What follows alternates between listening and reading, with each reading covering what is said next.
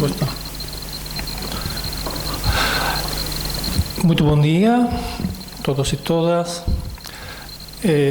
Eu non falo, desgraciadamente, portugués, sou español y algo de inglés, pero gracias a mi amigo Joao Filippo Matos, que me ha ayudado a traducir la presentación, espero que ustedes entiendan aquello que quiero transmitirles en esta mañana. Agradezco la invitación al Instituto de Educación de la Universidad de Lisboa para compartir con ustedes esta palestra. En 1988 tuve la suerte de ser invitado por el profesor Albano Estrela y tuve la oportunidad de estar aquí en este centro, en esta universidad, y para mí ha sido pues una satisfacción volver a este lugar tan importante para la investigación educativa ibérica. El tema que me han propuesto para desarrollar en esta sesión lo tienen ustedes ahí. Las personas que quieran pueden, a través de mi página de SlideShare, descargarse esta presentación, porque ya esta mañana la puse disponible para que cualquiera pudiera compartir. Así que no se preocupen de hacer fotografías, porque ya está disponible en internet si ustedes la quieren. El tema, les decía, es un tema muy amplio. Podemos estar aquí esta mañana, el siguiente, hablando de este tema que tiene que ver con cómo los profesores y profesoras construyen el conocimiento profesional docente, que hoy en día necesariamente incorpora el componente tecnológico. La investigación sobre el conocimiento profesional docente no es nueva. Llevamos ya más de 30 años investigando acerca de si existe o no, porque hay todavía personas que dudan, un conocimiento específico para ser docente. No piensen que esta pregunta que les planteo, ¿existe un conocimiento específico para la docencia, característico de la docencia, que ninguna otra profesión tiene? Todo el mundo responde que sí. Las tendencias en algunos países en la formación inicial hacia la desregulación están convirtiendo la profesión docente en una actividad a la cual accede las personas con conocimiento del contenido y simplemente con el conocimiento de su experiencia como estudiantes.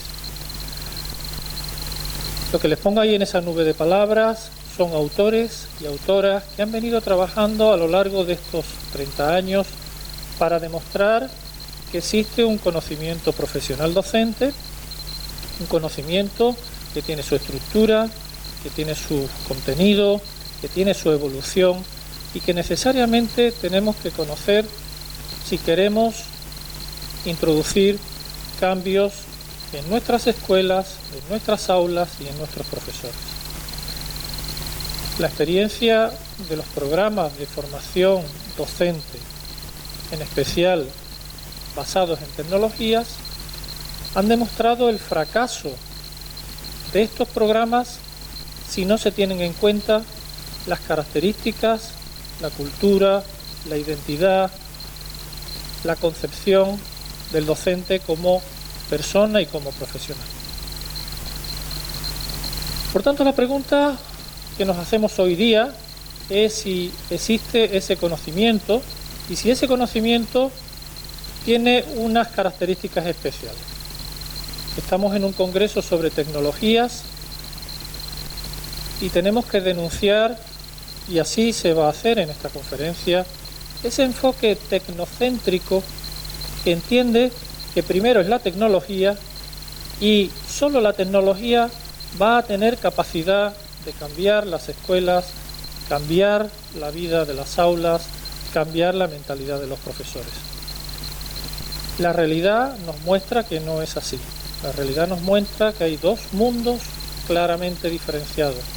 El mundo de la innovación, el mundo de la empresa, el mundo de la sociedad en la cual las tecnologías han impregnado claramente los procesos productivos, los procesos de transformación. Y por otra parte está el mundo de las escuelas, bastante más fechado, bastante más dificultoso para acceder a las tecnologías. Existe ese conocimiento. Ayer el profesor que impartió la conferencia hablaba de qué respuesta hemos dado a cómo aprendemos a enseñar y qué tipo de conocimiento necesitamos para enseñar. Un autor, Donald Schoen, habló hace algunos años de la diferencia entre la racionalidad técnica y la epistemología de la práctica.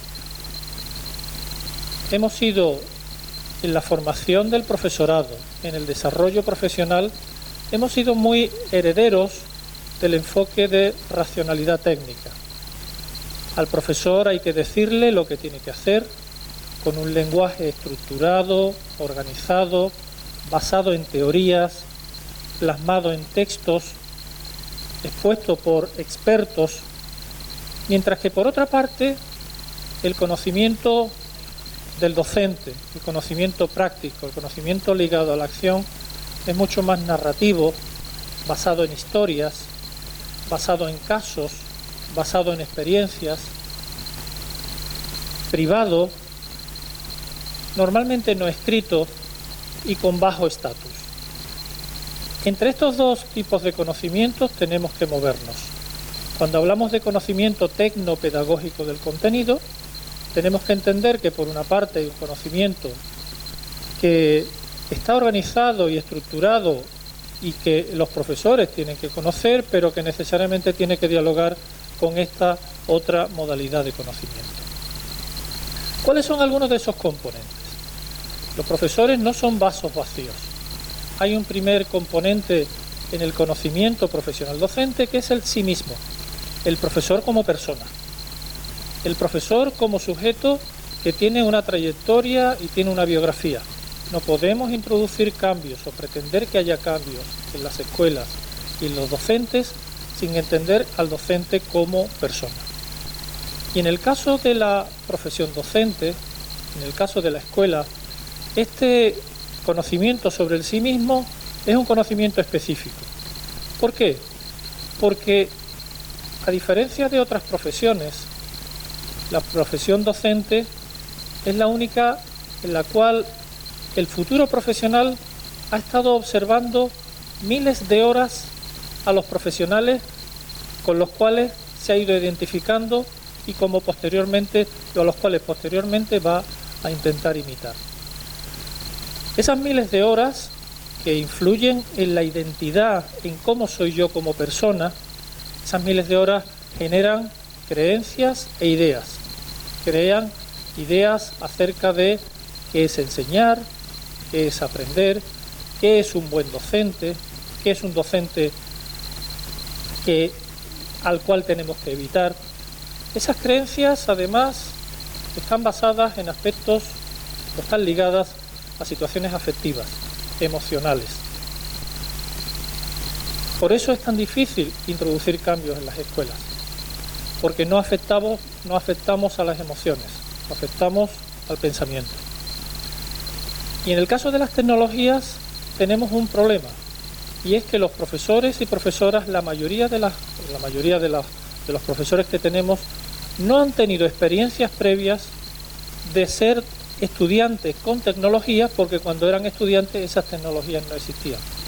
Por tanto, el elemento de identidad, el elemento de relación, el elemento de compartir una cultura profesional y una experiencia compartida no existe. Y eso significa situaciones de incertidumbre para los profesores, situaciones de inseguridad, ante las tecnologías, situaciones de desafío. Los estudiantes saben más que yo. Situaciones de desconfianza. Los chicos no pueden utilizar los celulares porque a saber lo que están haciendo. Esas situaciones se producen no por casualidad. Por eso, cuando hablamos del conocimiento tecnopedagógico del contenido, no podemos centrarnos exclusivamente en la tecnología. Y en ese conocimiento sobre el sí mismo sobre ese conocimiento se van añadiendo diferentes capas. El conocimiento del contenido que se enseña. Lo que hemos encontrado es que el contenido que se enseña es un elemento diferenciador e importante en el ser docente. Y así aparece este elemento novedoso del TPCK, Techno-Pedagogical Content Knowledge. A él me voy a referir a lo largo de esta intervención. El conocimiento que se enseña forma parte de la identidad del docente y sobre todo en los docentes de enseñanza secundaria y de universidad significa también un elemento de identidad. El profesor no se define como profesor de matemáticas, sino yo soy matemático, yo soy biólogo, yo soy filólogo. Sobre este conocimiento se construye además el tercer componente, el conocimiento pedagógico. Y ahí es donde aparece la formación inicial docente. Ya veremos más adelante, cuando hablemos de los desafíos, que uno de los desafíos que tenemos en la formación inicial docente es componer adecuadamente estas intersecciones. En gran medida hay un divorcio enorme entre el conocimiento pedagógico, el conocimiento del contenido y el conocimiento sobre sí mismo. Bien, a estos componentes se le añaden algunos otros y con eso ya vamos terminando el cuadro de cuáles son los componentes del conocimiento profesional docente. Hemos hablado del sí mismo, del contenido, conocimiento pedagógico, pero el profesor y el docente enseña en un contexto determinado, en una escuela, en una sociedad, en una cultura, está dentro de una profesión. Por tanto, el dónde enseño, en el qué contexto enseño, tanto contexto intraescuela como contexto nacional y social, influye también en la manera como nos vamos comportando. Ser consciente de que trabajamos en escuelas a las que se refería ayer el profesor y a las que yo me voy a referir, fragmentadas, en las cuales el profesorado aparece en espacios individuales. Esa situación genera aislamiento, genera imposibilidad de compartir experiencias en una sociedad que está valorando principalmente la conectividad, el trabajar en red y la colaboración. Ese será también otro de los desafíos. Y por último, el alumno. El alumno forma parte del conocimiento profesional docente. Cómo aprende, qué tipo de alumno tenemos, cómo cambia este alumno. Y ahí estarán de acuerdo conmigo en la situación de incertidumbre que tienen los profesores a la hora de no saber cómo trabajar con estos denominados nativos digitales. Piensan los profesores que estos estudiantes dominan todas las tecnologías y las utilizan habitualmente para su aprendizaje, pero que después, cuando investigamos, nos damos cuenta que no utilizan tanto, no son usuarios de las nuevas tecnologías, especialmente para su aprendizaje autorregulado, para regular su aprendizaje, quizás más para los aspectos sociales. Bueno, pues de esta confluencia de elementos, en los años, final de los años 80, surge la idea del conocimiento pedagógico del contenido. Conocimiento pedagógico del contenido surge como una idea planteada por este autor, Lee Shulman, que lo define como una amalgama, que lo define como un elemento de integración entre los diferentes componentes a los cuales me refería anteriormente. Una amalgama del conocimiento sobre el sí mismo, pero del contenido también, y no solamente del contenido, sino cómo se enseña ese contenido, dónde se enseña ese contenido, a quién se enseña ese contenido. Todo ese elemento es lo que he dado a llamar el PCK, conocimiento pedagógico del contenido. Es un conocimiento que plantea diferentes elementos. Tiene que ver con cómo enseñamos el contenido. El profesorado de matemáticas tiene concepciones sobre la matemática. ¿Qué son las matemáticas? ¿Para qué sirven las matemáticas? Y hay diferencias entre unos profesores y otros en relación a sus concepciones acerca de la matemática y de cómo se enseñan las fracciones, cómo se enseña el concepto de densidad, cuáles son los errores, las analogías, las metáforas, ejemplos, demostraciones, representaciones que utilizamos para ayudar a los estudiantes a comprender un nuevo contenido. Tiene que ver con las ideas de los alumnos y tiene que ver también con el conocimiento y el tipo de materiales que utilizamos. Bien. Por tanto, ¿qué hemos tenido hasta que irrumpe las tecnologías? Este conocimiento que ha sido tradicional en la enseñanza y que a partir de final de los años 80, por supuesto podemos remontarnos antes, pero sobre todo hablando de tecnologías digitales, han aparecido tal que así lo podríamos representar.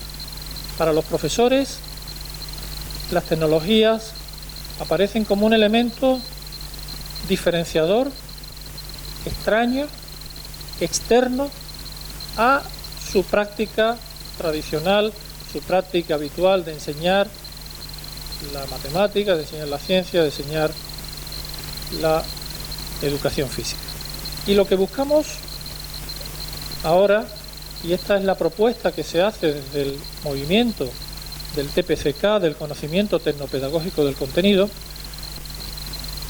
es plantear cómo las tecnologías tienen que dialogar con los diferentes componentes, con los diferentes elementos que caracterizan el conocimiento profesional docente. Es lo que se ha dado a llamar conocimiento tecnopedagógico del contenido.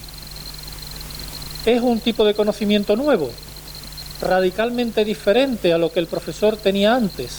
Si lo consideramos así, seguramente estaremos equivocados, porque no podemos construir algo pensando que lo anterior no sirve. Es decir, si vamos a trabajar en la formación y el desarrollo profesional docente, no podemos eludir que antes de las tecnologías existe conocimiento, que el profesor tiene toda una tradición, toda una manera de entender cómo se enseña y cómo se aprende, y que o encajamos las tecnologías dentro de este diálogo o seguramente nos equivocamos. Y aquí vamos a estos autores, Mishra y Kohler, que han tenido la suerte, como le pasó a Lee Shulman, de encajar una idea nueva. Estos autores han popularizado este concepto de conocimiento tecnopedagógico del contenido, planteando la idea de que las tecnologías significan una manera diferente de entender la concepción del docente acerca de sí mismo, de persona que aprende y persona que está en un mundo diferente. Por tanto, la identidad profesional del docente cambia. Las tecnologías cambian también la manera de entender el conocimiento del cual somos especialistas. No es lo mismo ser especialista en historia sin tecnología que con tecnología, o lo mismo podríamos hablar de matemática, o lo mismo podríamos hablar de geografía. No es lo mismo ser docente de matemáticas con tecnología que sin tecnologías. Las propias metodologías didácticas hay que analizarlas y enriquecerlas utilizando tecnologías, y todo esto es lo que plantean estos autores. Es decir, mantienen el conocimiento pedagógico, el conocimiento del contenido, eliminan aquellos componentes a los que yo me he referido antes y lo incorporan todo en el conocimiento pedagógico, es decir, el conocimiento sobre sí mismo, el conocimiento sobre los alumnos, sobre la escuela, de manera reduccionista, por tanto hay que decirlo así también. Y incorporan estas intersecciones que son interesantes. Y dicen, además del conocimiento tecnopedagógico del contenido, está el conocimiento el conocimiento tecnopedagógico, cómo las tecnologías enriquecen la metodología didáctica, cómo una web quest mejora un aprendizaje basado en problemas, cómo el uso del blog mejora la metodología o el apoyo para los estudiantes, desarrollar competencias en la redacción. Hablan también del conocimiento tecnológico del contenido, cómo las tecnologías permiten conceptualizar de manera diferente el contenido que se enseña. Y lo mismo ocurre, por tanto, con el conocimiento pedagógico. Por tanto, ¿a qué me estoy refiriendo? El aporte de estos autores ha sido contemplar la realidad de las tecnologías digitales como un elemento que tiene que necesariamente dialogar con los otros componentes tradicionales en la formación. Estos autores planteaban que el TPCK, si ustedes buscan en internet TPCK, y seguramente muchos de ustedes ya lo conocen y están familiarizados con este concepto, van a encontrar investigaciones, libros, páginas web, instrumentos, cuyo objetivo ha sido, de nuevo, dar respuesta a la pregunta cómo podemos formar a los profesores o ayudar a los profesores a incorporar las tecnologías de una manera diferente a como tradicionalmente se ha hecho. No las tecnologías por un lado y la enseñanza por otro, sino las tecnologías incorporándose al diálogo. Por tanto, ven las tecnologías como un complemento que permite concentrarse en aquello que el profesor hace. Así pues, por tanto, el conocimiento tecnopedagógico del contenido lo que pretende es conseguir apoyar a los profesores en esa integración de las tecnologías en el conocimiento pedagógico que ellos ya tienen.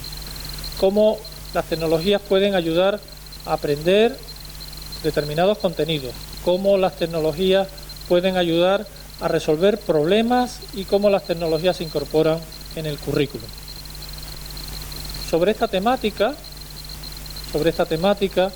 ha habido y se ha abierto toda una línea de investigación.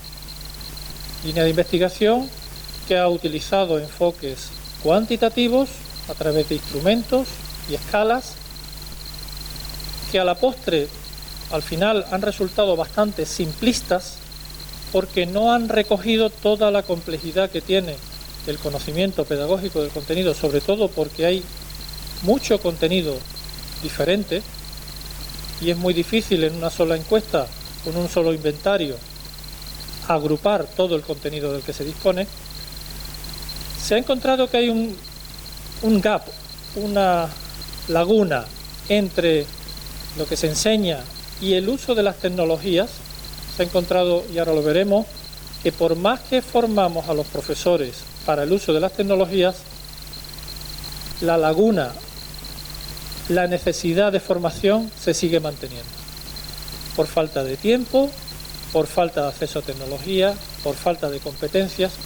En definitiva, esta línea de investigación lo que nos está planteando es cómo tenemos que orientar y organizar el acceso de las tecnologías a las escuelas y a los profesores, dialogando con el conocimiento y el contenido que se enseña.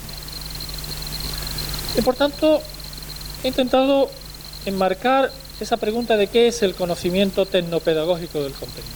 La segunda parte de mi intervención y de la pregunta que me hacían cuando planteaban el título de esta intervención era, bien, ese es el conocimiento, pero para llegar a que ese conocimiento sea un conocimiento normal e integrado en la docencia, ¿cuáles son los desafíos?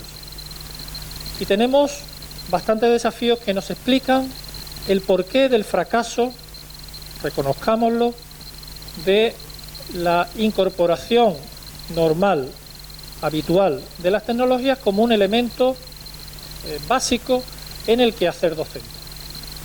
Por supuesto que tenemos laboratorios, por supuesto que tenemos experiencias, por supuesto que tenemos muchos profesores y profesoras innovadores que están desarrollando unos excelentes trabajos.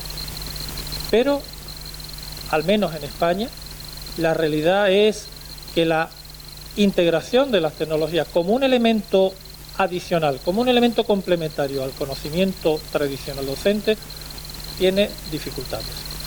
Y no es solamente una cuestión de edad, no es decir que los profesores jóvenes han incorporado rápidamente las tecnologías y los profesores mayores no. No es una cuestión de edad, es una cuestión que tiene que ver también con la identidad, con la capacidad de implicación, con la capacidad de crear, a lo que se refería ayer el profesor, oportunidades y espacios para crecer, tanto para sí mismo como para los alumnos.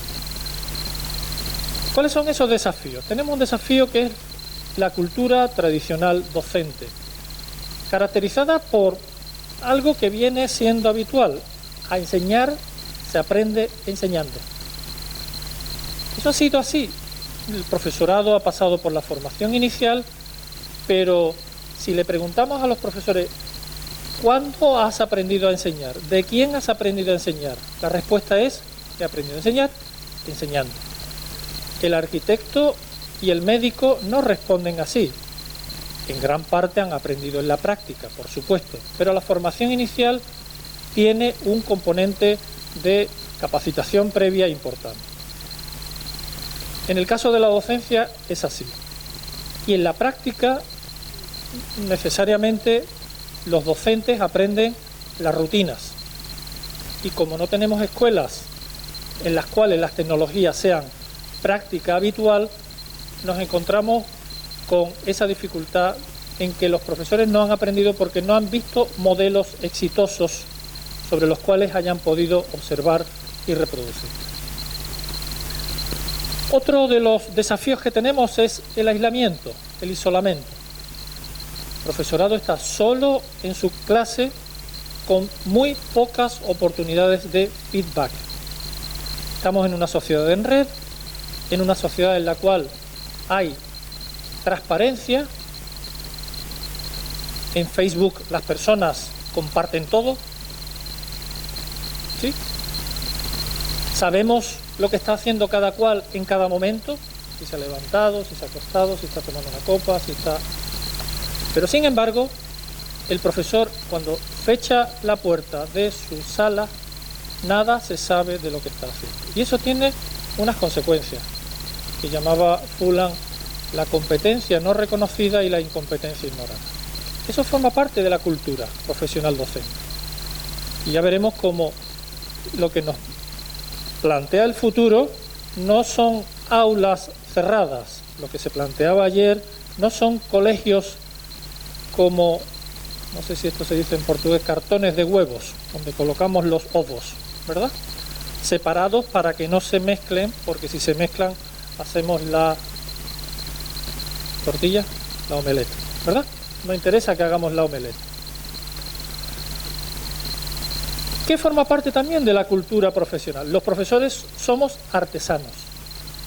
El profesor está acostumbrado a ser artesano, a hacer sus propios materiales. Y le cuesta trabajo utilizar materiales de otros profesores. Es así. Michael Huberman hablaba de los profesores como artesanos independientes.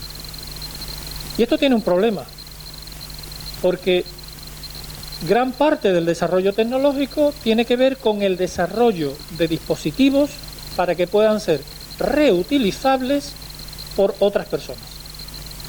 La idea del Creative Commons está basada en que alguien produce y es capaz de y da oportunidad para que otros utilicen y reutilicen.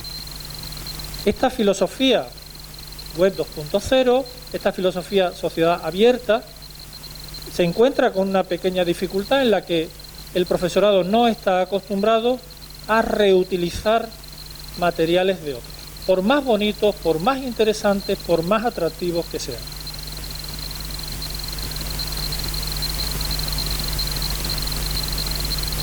Las tecnologías son nuevas. Si queremos que los profesores cambien, tenemos que asumir que los profesores han venido utilizando tradicionalmente tecnologías. No debemos de pensar que las tecnologías han existido a partir de que comenzamos con la era Internet. El profesorado ha utilizado sistemáticamente tecnologías, pero, decía Miss Ray Kohler, caracterizada por su estabilidad, las tecnologías cambiaban poco, caracterizada por su transparencia, se sabía qué pasaba dentro de una pipeta, dentro de un ábaco, el profesor podía manipularla y cada tecnología tenía su característica especial, su especificidad.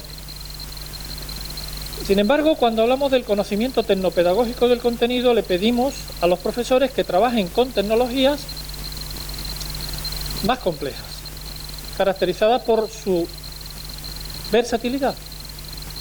La misma tecnología que no ha sido diseñada con fines educativos, la estamos utilizando con fines educativos y con diferentes objetivos. Un blog puede tener un objetivo de control para saber qué está haciendo un alumno, para que nos vaya subiendo como un portafolio aquellas evidencias de sus resultados de aprendizaje, o un blog puede tener un objetivo de desarrollo de la creatividad y del pensamiento escrito cuando el alumno está redactando. Por tanto, vemos que las tecnologías pueden tener esa versatilidad, por supuesto la inestabilidad, porque sabemos que las que manejamos ahora duran poco, y algo también complicado, son opacas. El profesor no puede manipularlas, o las manipula poco. Esta dificultad de manipulación hace que, de alguna manera, el profesorado o cierto profesorado tenga dificultad a la hora de apropiarse de la tecnología sobre la cual estamos trabajando. Pero el gran desafío no es interno al aula. El gran desafío que tenemos para el conocimiento tecnopedagógico del contenido es, y esto lo hablamos con los profesores, que lo que nos dice el futuro es que nuestros estudiantes van a trabajar y desarrollarse en, decía el informe del Foro Económico Mundial de enero, en contextos laborales nuevos. Ese es el gran desafío. Es decir, el desafío que tenemos no es solo hacia adentro de los profesores, sino también el desafío de transformar ese conocimiento profesional en una visión acerca de cuáles son las metas que deberíamos de conseguir para algo a lo que se refería el profesor ayer y que lo comentábamos antes, para que la evolución que se está dando en la sociedad no genere desigualdades en el sentido en que nuestras escuelas egresen personas que no tengan capacidad para generar puestos de trabajo útiles en el sentido en que los alumnos hayan podido aprender a diseñar tecnologías, a trabajar con tecnología, a familiarizarse con tecnología y que ello le permita un desarrollo personal apropiado. Por tanto, estamos hablando de desafíos. Yo he planteado desafíos hacia dentro de la profesión, pero la profesión también, y nosotros todos tenemos ese desafío al respecto de cuáles son los nuevos puestos de trabajo para los cuales se exigen ciertas competencias. Y aquí muchos profesores se encuentran y nos encontramos en esta encrucijada. ¿Seguimos haciendo lo mismo o necesitamos cambiar? La escuela sigue haciendo lo mismo, con el mismo currículum, más o menos maquillado, con el mismo currículum organizado en términos de asignatura, áreas de conocimiento, o necesitamos dar un cambio para que el currículum de lo que se enseña en las escuelas y lo que enseña la sociedad dé respuesta a esas demandas. Y en esa encrucijada estamos. Es un desafío que implica, tanto para los profesores como para los estudiantes, la adquisición de nuevas competencias. La adquisición de competencias que, por una parte, tienen que ver con lo que ya teníamos en las escuelas, pero necesariamente necesitamos incorporar competencias que lleguen más a lo personal, a la capacidad de aprendizaje autónomo, a la capacidad de desarrollo creativo de los proyectos en los cuales se incorporen, y para estas competencias el desafío grande tiene que ver con cómo transformamos las escuelas y los centros educativos en espacios de aprendizaje. Ese es el desafío, o uno de los desafíos que tenemos. Para ello, la formación necesita asumir algunos principios a los cuales me voy refiriendo. Principios de flexibilidad, a los cuales ya ayer en la conferencia se habló. La necesidad de entender que la formación, la enseñanza, la educación debe de estar abierta a espacios más flexibles que permitan que las personas puedan aprender en contextos más amplios, en contextos más abiertos, en contextos en los cuales la opinión, la posibilidad de establecer espacios de diálogo, en donde el diseño de los espacios cambie, y esto ya es algo que se está trabajando en algunas escuelas, el romper las paredes, hacer espacios compartidos en donde varios profesores a la vez enseñan a varios grupos trabajando sobre la base de proyectos. Flexibilidad, por tanto, de horarios, de espacios, de contenidos, de procesos. Otro de los temas que necesitamos y se nos plantea como desafío es la personalización, que no es nuevo porque si uno revisa la literatura sobre pedagogía, la idea de la personalización ha estado presente permanentemente. El dar respuesta a las capacidades, a los intereses, a las motivaciones, a los estilos de aprendizaje, al tipo de inteligencia que los alumnos tienen. El dar oportunidad para que las personas puedan aprender en función de sus ritmos, en función de sus intereses. Y aquí las tecnologías cada vez más están siendo un elemento importante de apoyo. Las tecnologías para aprender, para ofrecer a las personas aquello que necesitan en el momento que necesitan. Se está desarrollando experiencias o dispositivos móviles sensibles al contexto. Eso se llama Context Aware Mobile Learning. Sensibles al contexto para que la propia detección del contexto en el cual está la persona genere secuencias de aprendizaje apropiadas a la situación que la persona tenga o al interés que esa persona tenga. Es decir, no pasar del modelo de talla única, de one fit for all, una talla para todos, a la posibilidad de incorporar diferentes itinerarios. Bien, ¿qué más desafíos tenemos? Incorporar en nuestras escuelas y en nuestras aulas el principio del conectivismo. Claro, aquí hay un desafío enorme porque luchamos contra una cultura del aislamiento en el cual el profesorado tiene poca costumbre a compartir. Y sin embargo, la idea que nos planteaba George Siemens era de que pocas cosas hoy día tienen valor si no son compartidas. La idea de que las personas están conectadas y el aprendizaje a través de la red enriquece las posibilidades de cada uno de las personas que están viviendo en una sociedad. Y tenemos un desafío de interdisciplinaridad, un desafío de superar esa división tan medieval del trivium y el quadrivium de las asignaturas para ofrecer a los estudiantes un conocimiento más integrado.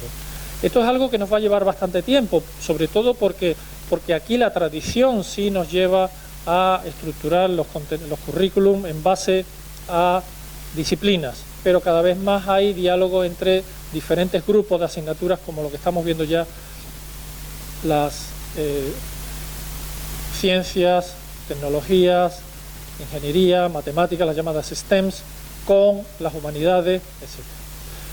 La colaboración como elemento importante en el trabajo de los profesores, como otro de los desafíos, colaborando tanto de manera presencial como de manera online, colaborando hacia dentro de la escuela y fuera de la escuela.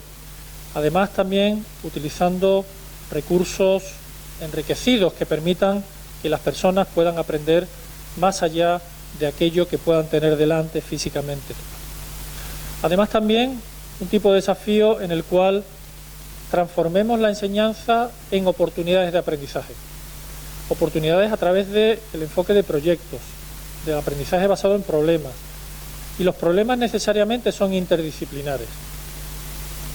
Los problemas necesitan una mirada amplia para ser abordados, y en ello los profesores pueden incorporar ese conocimiento tecnopedagógico del contenido específicamente en un tipo de enseñanza centrada en la capacidad de aprender de los alumnos. La autenticidad para aportar experiencias reales, realistas, experiencias vividas, experiencias que muevan a la capacidad de los alumnos porque ven que son experiencias reales. Y el aprendizaje autorregulado, al cual Zimmerman ya se refería hace algún tiempo, como la capacidad de las personas de diseñar sus estrategias de aprendizaje. Y aquí las tecnologías tienen un elemento importante, el denominado PLE, Personal Learning Environment, del cual ya se ha escrito bastante, tiene este encaje aquí.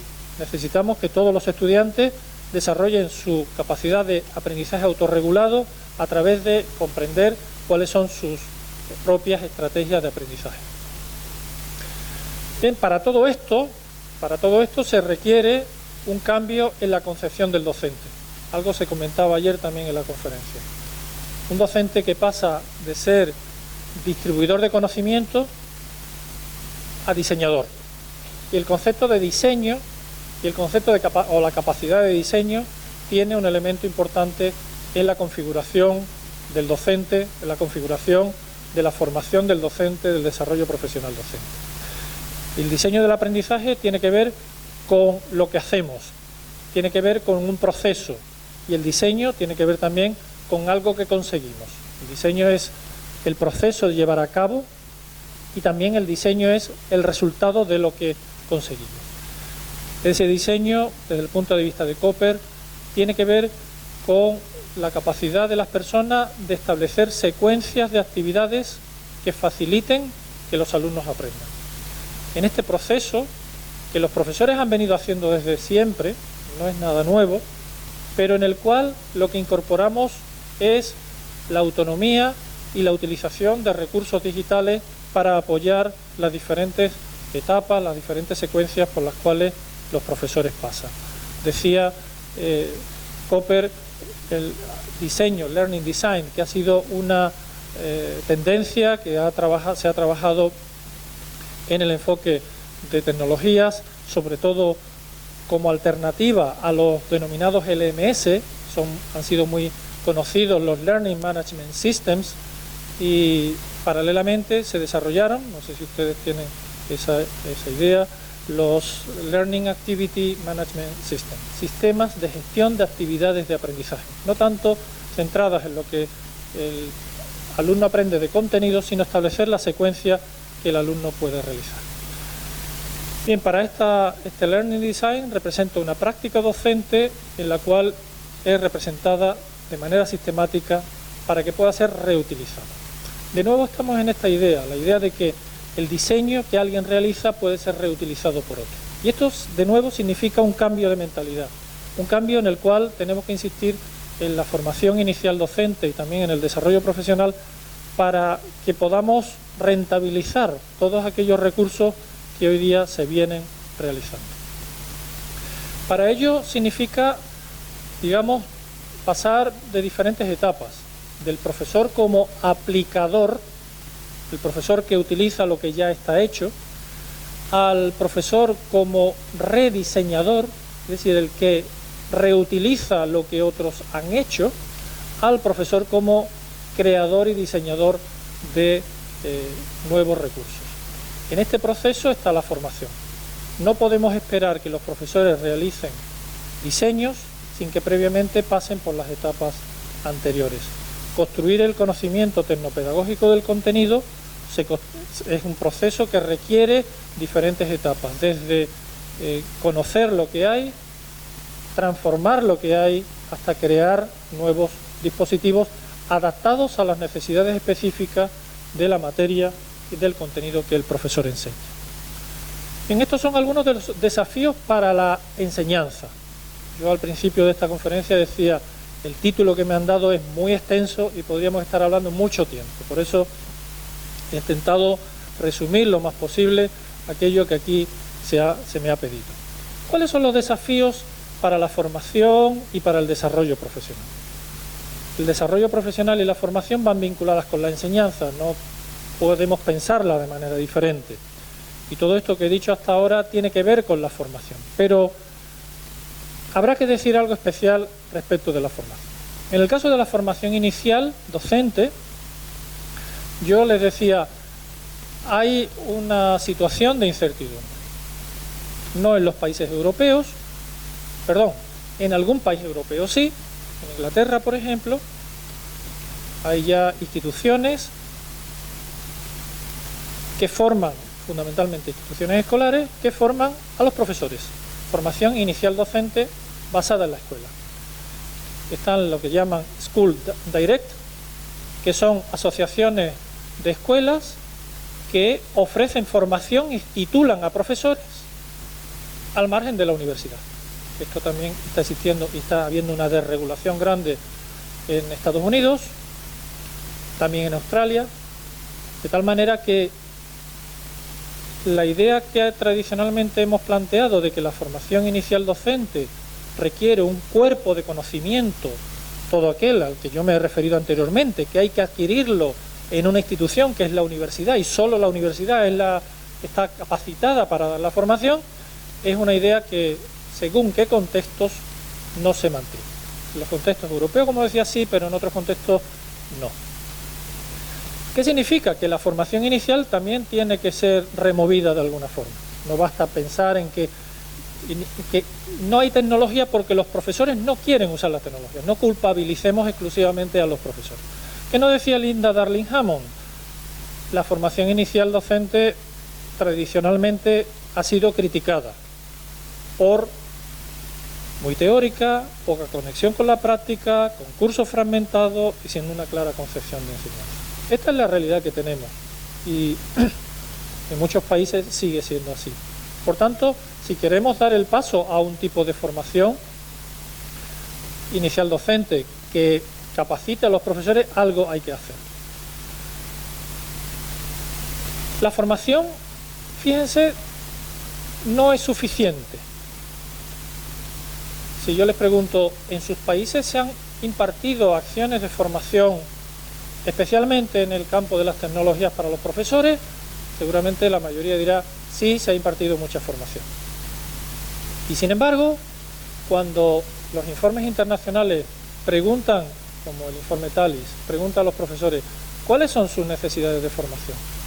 La segunda y la tercera tiene que ver con tecnología, la primera con atención a la diversidad. ¿Qué significa? Que más formación no es mejor formación. Significa que hemos errado en cómo hemos organizado la formación. O también significa que hay muchos profesores que siguen percibiendo las tecnologías como una amenaza y que se sienten inseguros, se sienten poco preparados en relación con los desafíos que están percibiendo. Esto es lo que nos dicen. Véanse la necesidad educativa especial en primer lugar y la segunda y tercera la enseñanza con tecnología. ¿Qué quiero decir? Que la formación inicial docente y el desarrollo profesional no ha conseguido hacer que esa necesidad de formación sobre la cual se ha invertido bastante se reduzca. Bueno, si eso es así, ¿qué sabemos? ¿Qué es una buena formación docente? ¿Cuáles son los elementos que caracterizan al desarrollo profesional docente que serían interesantes de incorporar y de aplicar? Porque son desafíos. Y aquí de nuevo miremos lo que nos dice la investigación. No es nuevo en la investigación educativa hacerse la pregunta de cuáles son los elementos que caracterizan a un desarrollo profesional docente eficaz, entendiendo por eficaz aquel que es capaz de cambiar las creencias, las actitudes y las prácticas de los profesores, no solamente aquel que consigue resultados de satisfacción alto en los profesores. Y aquí les pongo algunas referencias de revisiones y de investigaciones que se han planteado esa pregunta. Y nos dicen lo siguiente. Punto 1. El contenido que se enseña es un elemento fundamental. el contenido. Y esto tiene que ver con el conocimiento tecnopedagógico del contenido. No podemos hacer una formación docente al margen del contenido que se enseña.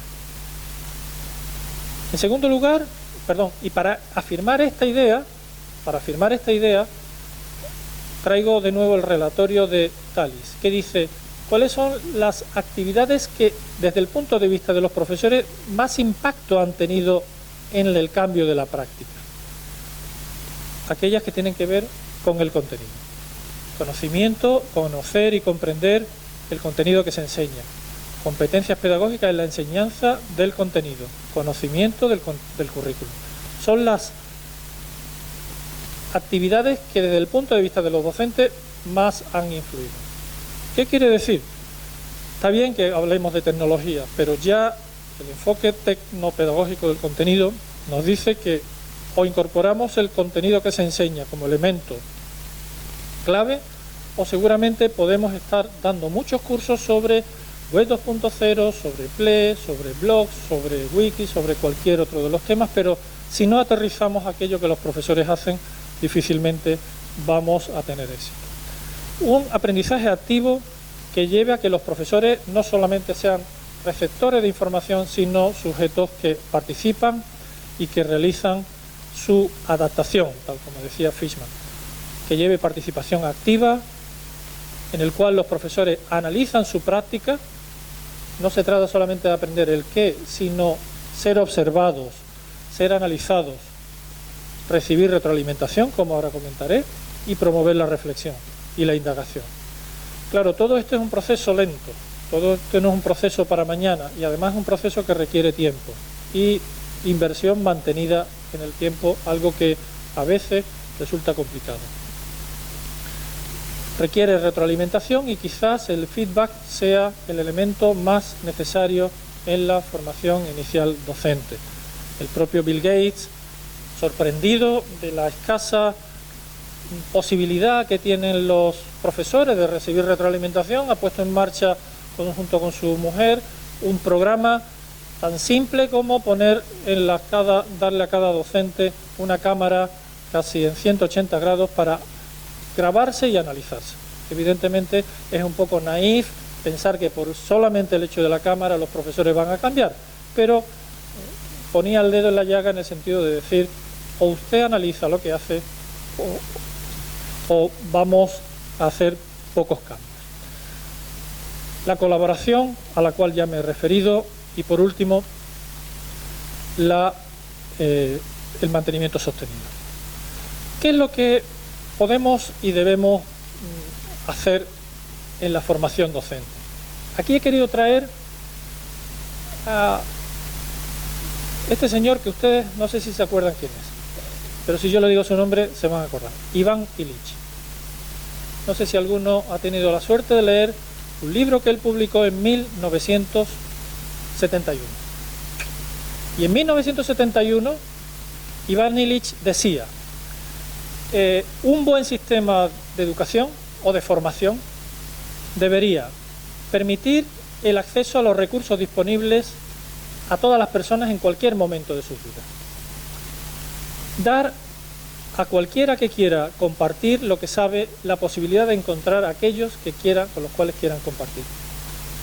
Y dar a todo aquel que quiera presentar en público un tema, un debate la posibilidad de darlo a conocer. Esto lo decía Iván Illich en 1971. Yo les recomiendo que vuelvan a ese libro, porque fue tan visionario que hoy día es lo que creo que necesitamos.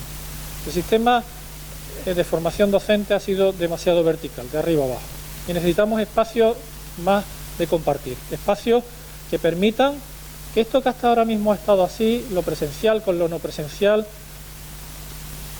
se reúnan. Esto que tenemos aquí tan separado de lo real y lo virtual, generen oportunidades de vínculo. Que lo formal y lo informal sean también o generen espacios de colaboración. Y sobre todo, que lo local y lo ubicuo ya sea algo normal. En todo esto estamos, ustedes saben que para aquí y sobre este tema hay mucho más, así que he pretendido resumirles brevemente. Al principio les dije que esta presentación ya estaba disponible en SlideShare. Aquí al final les pongo la diapositiva con la dirección, por si ustedes quieren compartirla o conocerla. Hay una diapositiva abierta para que ustedes la utilicen. Muchas gracias.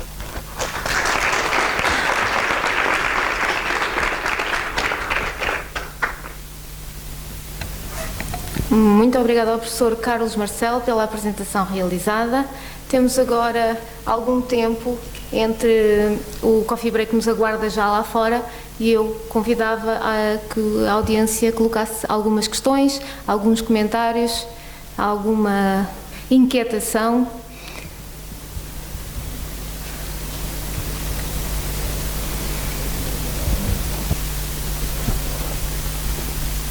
Carlos.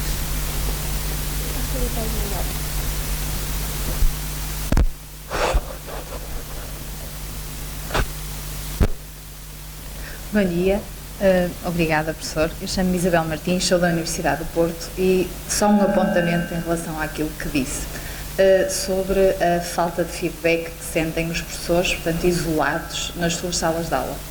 A Universidade do Porto tem, há uns anos a esta parte, um projeto ao qual chama de par em par, que é isso mesmo, portanto foi criar equipas de professores de áreas diferentes, 4 professores, que assistem e são assistidos nas suas aulas e depois gera-se todo portanto, um trabalho de equipa e de reflexão sobre as práticas e sobre aquilo que se pode melhorar. E, portanto, tem sido um projeto bastante interessante e em cada ano há novas inscrições e, portanto, tem sido um projeto interessante na Universidade do Porto. Bien interesante, además que sea en la universidad, que habitualmente estamos acostumbrados a decirles a los demás lo que tienen que hacer, pero no hacerlo nosotros. Sim. Obrigada.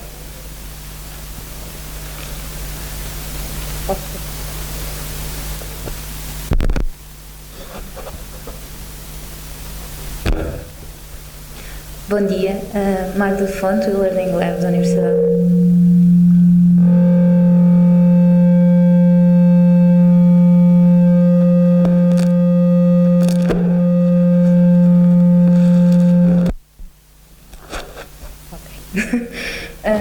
A minha questão prende-se precisamente com a formação dos professores no ensino superior. O que é que pensa acerca da integração destes princípios e destas dimensões na formação dos professores do ensino superior?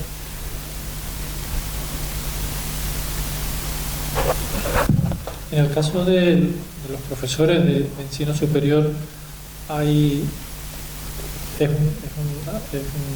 una situación especial. Bueno, ya muchas universidades incorporan programas de formación para el profesor que se inicia, programas de mentoría o de inducción, pero no son todas. La idea de que para enseñar lo importante es saber la disciplina o el contenido, en enseñanza superior parece que es un lema mucho más asumido, sobre todo cuando los criterios de selección para el profesorado, fundamentalmente, mi universidad también, están basados en la investigación, la pesquisa, más que en la experiencia docente.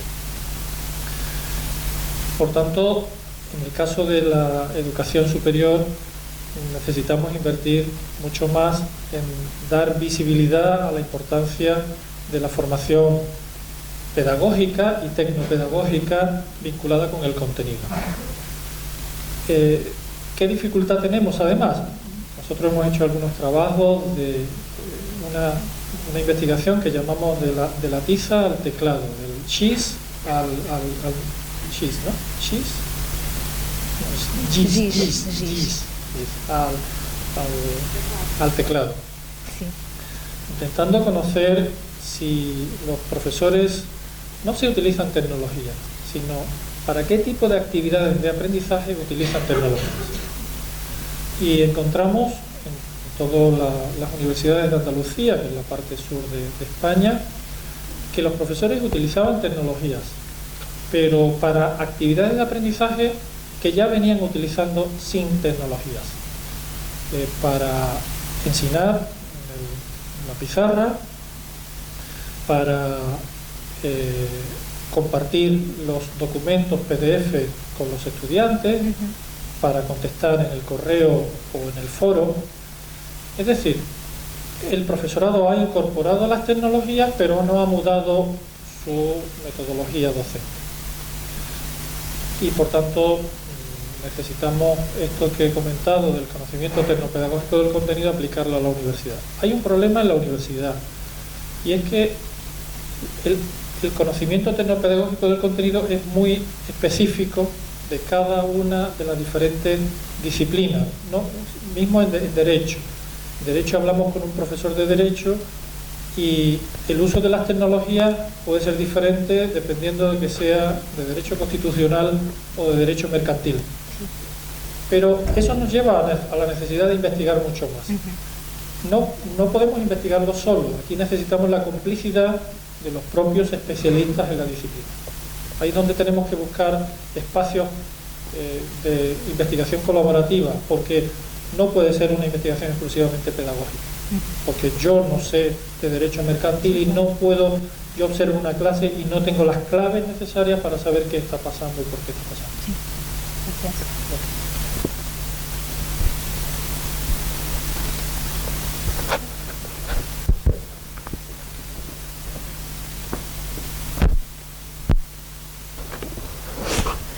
Bom dia. O senhor mencionou o Ivan Illich agora no final.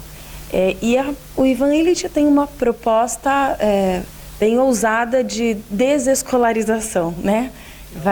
Radical a ideia dele. O senhor acha que existe alguma possibilidade de a gente chegar a esse ponto, pensando no processo de evolução da escola até ela desaparecer? E nesse caso, qual é o papel do professor? Como o professor pode se reinventar, pode se recolocar nesse cenário, considerando que o foco do trabalho do senhor é justamente a formação dos professores, né? O senhor tem trabalhado nessa direção. Yo creo que no es que sea posible, sino que ya se está dando. Bueno, por supuesto es cierto, Ivan Illich, el libro que él tiene es La sociedad desescolarizada. Y su idea era que la educación es algo tan importante que no podemos confiar solo en las escuelas. Es decir, la sociedad tiene que asumir el rol de educación.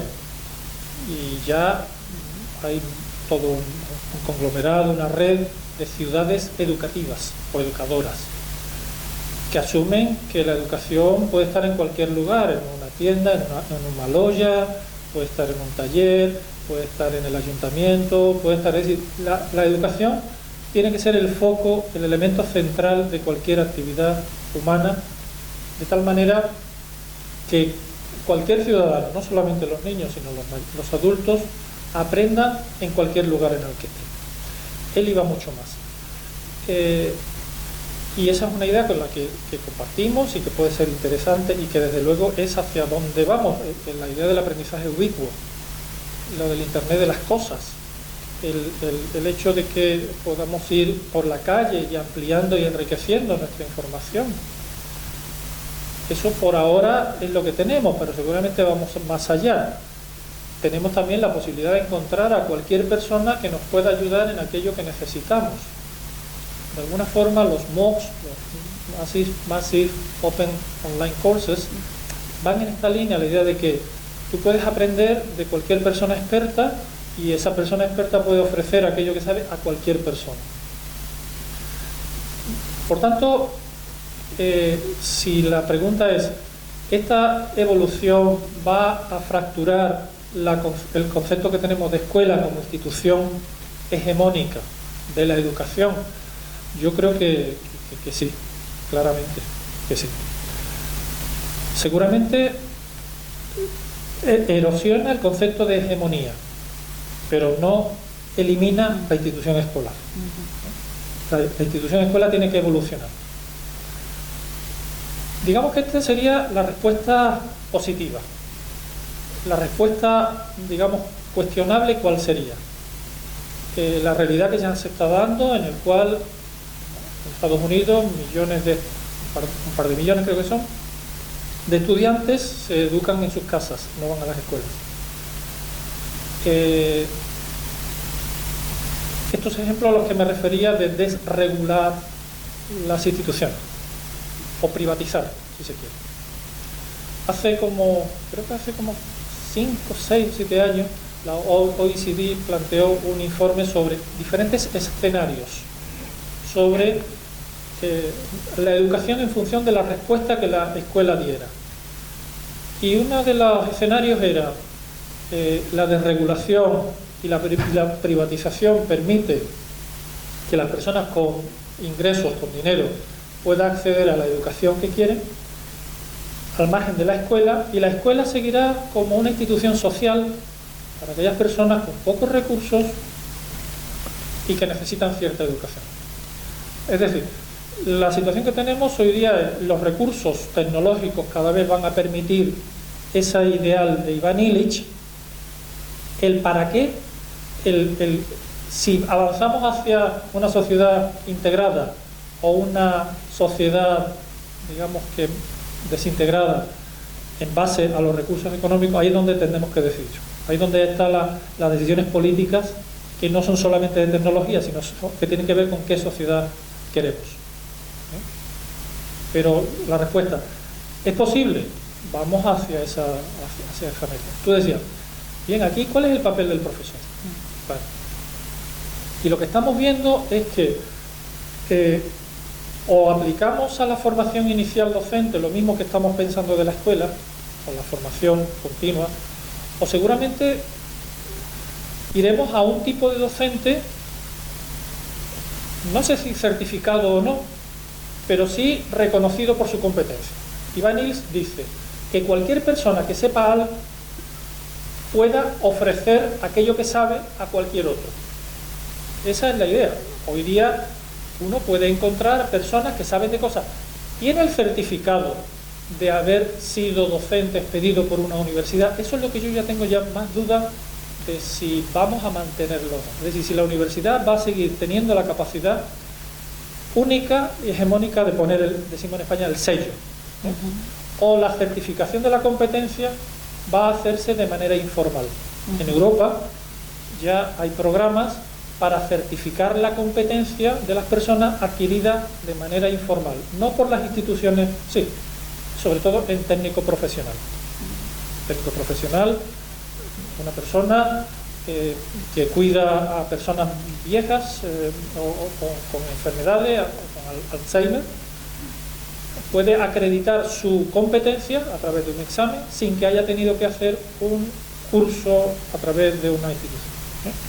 Seguramente vamos hacia una sociedad en la cual la certificación sea más flexible, en donde las instituciones universitarias o no universitarias, las que certifican, tienen que, bueno, también entrar dentro de ese juego y seguir siendo instituciones que ofrezcan soluciones.